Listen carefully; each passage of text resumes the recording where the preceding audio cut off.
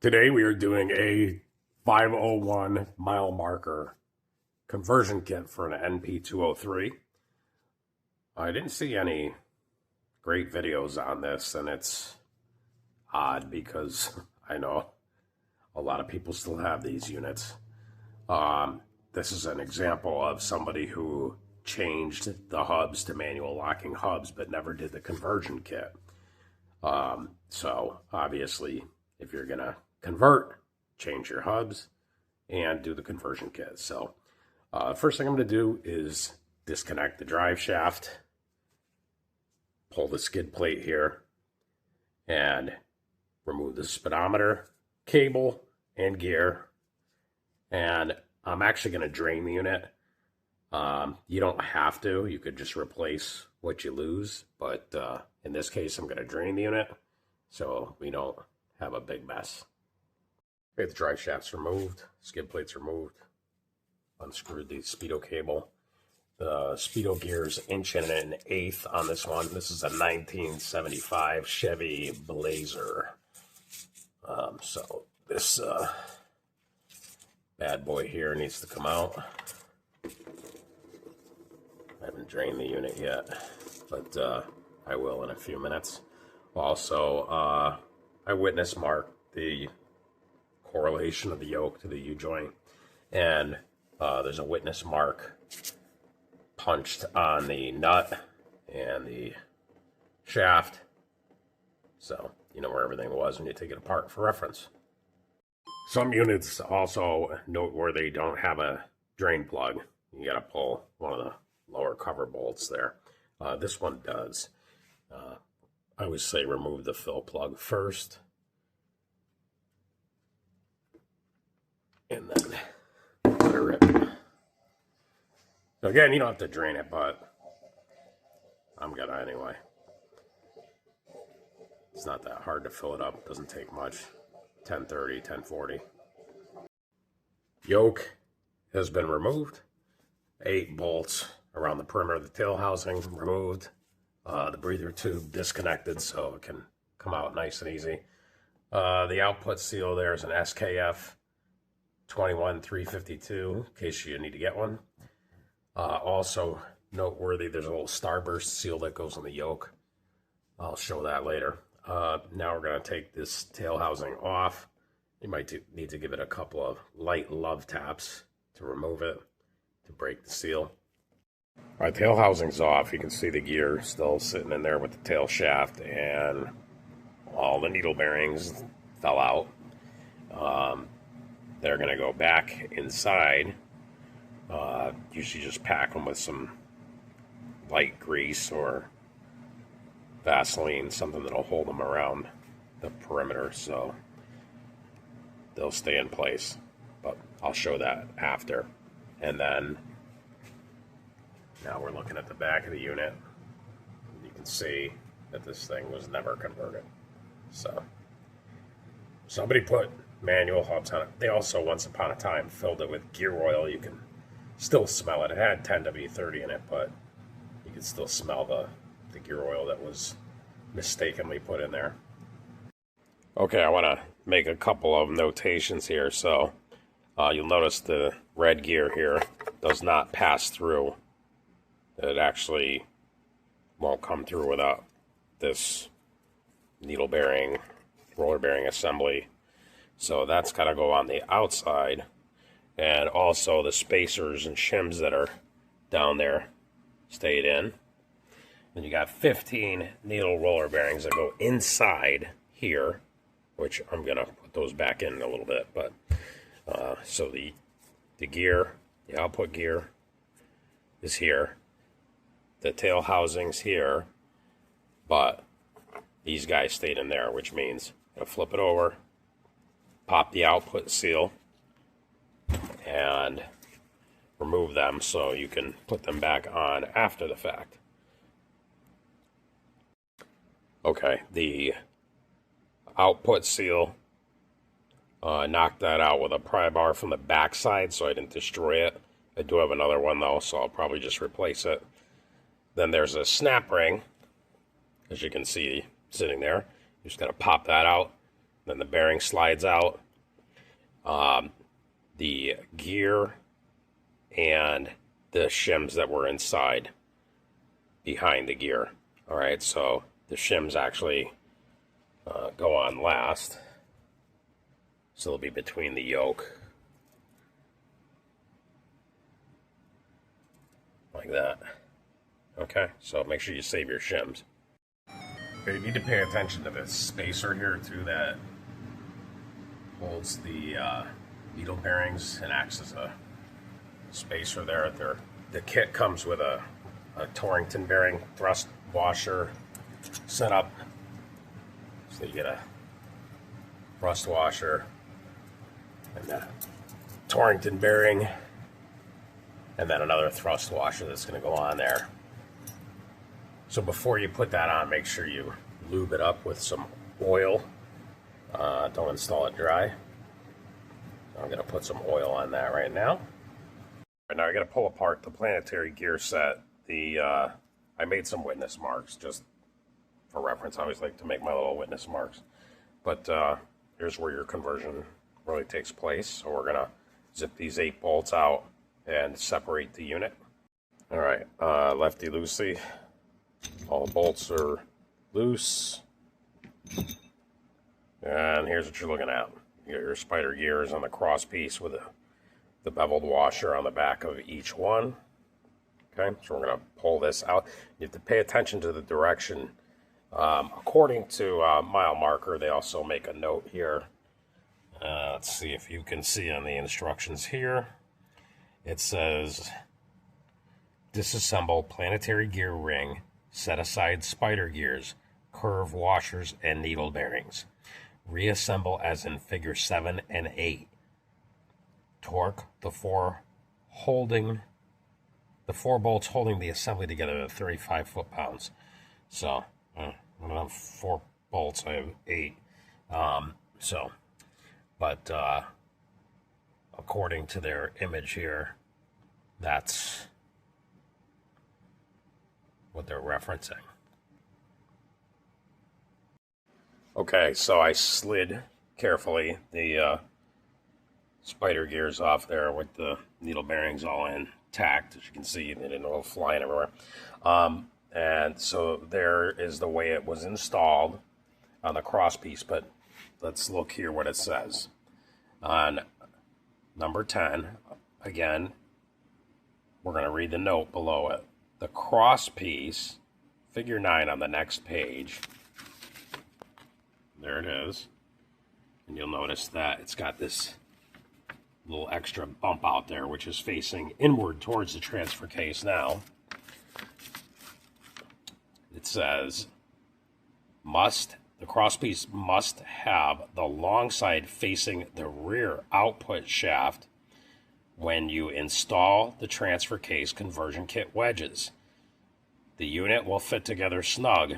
However, if you have excessive wear, it may be necessary to make and install thin shims behind the wedges. So, basically, I guess what they could have said is to flip this thing the other way. I don't know why they couldn't just say that.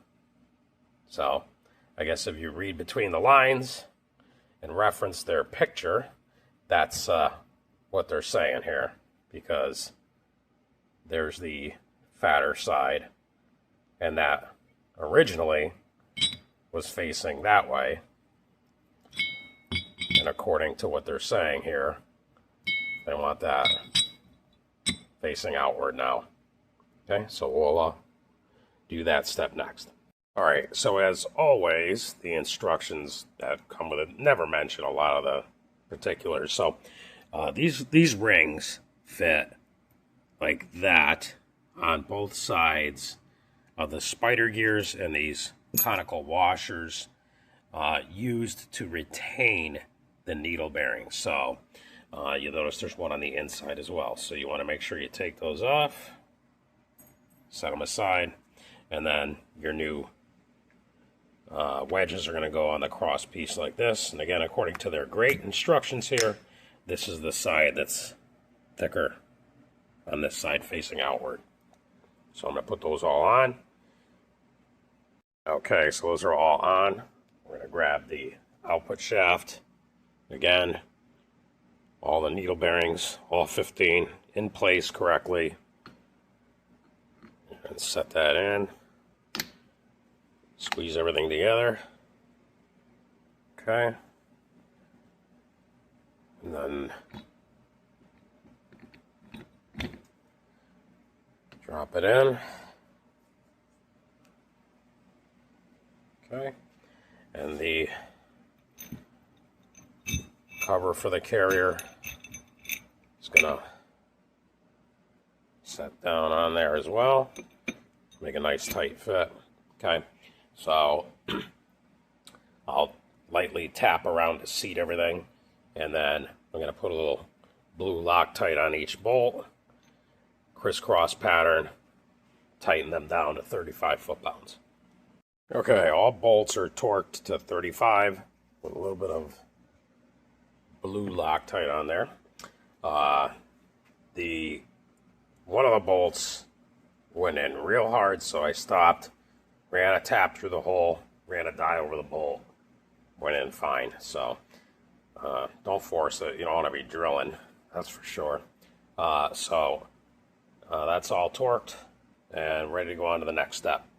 So on this particular unit, and also I'll make mention the breather. Make sure it's clear. That's a very small orifice on these.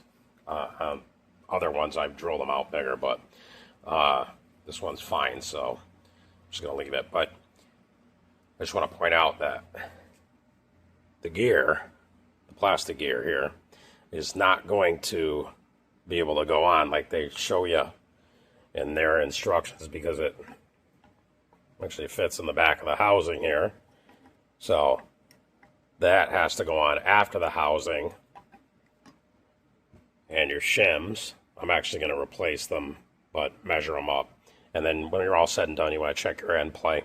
Then once that's installed, the bearing, the C-clip, or snap ring, whatever you want to call it, and then ultimately the seal and the yoke. So let's get going. All right, the unit's ready to go on. Okay, it's slid on and ready to put the housing on. I'm using a little bit of RTV because the new gasket that came with it was folded in 4 pieces and ripped in half. So I'm going to use a little right stuff on there. And I put an alignment stud on there to help pop it on. So the output shaft is installed and the tail shaft housing's on. All the bolts are torqued to 35 foot-pounds with pipe thread sealant installed on each bolt, so no oil seeps out around the bolts. So next is to install the speedometer gear, and then this had 73 thousandths worth of shims behind the speedometer gear before the bearing goes on. So I am going to put new shims, and then once it's all together, we'll check the end play. The spec on end play is 10 to 50 thousandths of an inch, so we may have to make some adjustments there. Speedo gear, the shim assortment. Put the thicker ones on the in and out, the thinner ones in the middle, so you have a little sandwich, and not the thin ones on the end, because that's what somebody did before and they were in pretty bad shape. So like that. And then the rear bearing goes in next, followed by, that's not all the way in yet, but once it's in, there's a snap ring, and then the yoke, the seal and the yoke. What I'm going to do is put the bearing in without the snap ring, the yoke, the nut, and then check the output before I put a seal in and wreck a seal. So with the shim pack that's in there originally, there is no end play, so I'm going to pull it back apart. Okay, so I removed all of the shims and reset it with no shims, everything lined up, and I measure about 5 thousandths end play now. So it's still a little tight, but I'm just going to send it like that. So the nut needs to come back off of the yoke, snap ring needs to go in behind the bearing, seal, and let's get this baby back together. I also just want to point out there's a little starburst seal that goes in there. If you don't have that starburst seal, you can just use that white Teflon sealant on the splines, and that will help oil from creeping out along the shaft. Okay, so the drive shaft is reinstalled, breather tube is in, speedo, and the fluid's filled up. It takes just under 4 quarts. Use 10W40, skid plates on, and then here's the kit for reference in case you don't have it already, and the comparison of the shift patterns from before and after the conversion. So on the right, all the way up towards the dash gives you 4 low, 2 low, neutral, 2 high, and then 4 high. And then of course, obviously, aside from all that, you need to make sure you got a set of manual locking hubs on there too. Alright, so next up is a test drive. Alright, you can see the front drive shaft spins freely. And drive shaft in the back doesn't move, of course, because it's in park, and this is a posi, but yeah, so it's working as should. All in all, pretty straightforward. Hope this video was helpful for anybody doing the conversion. Good luck.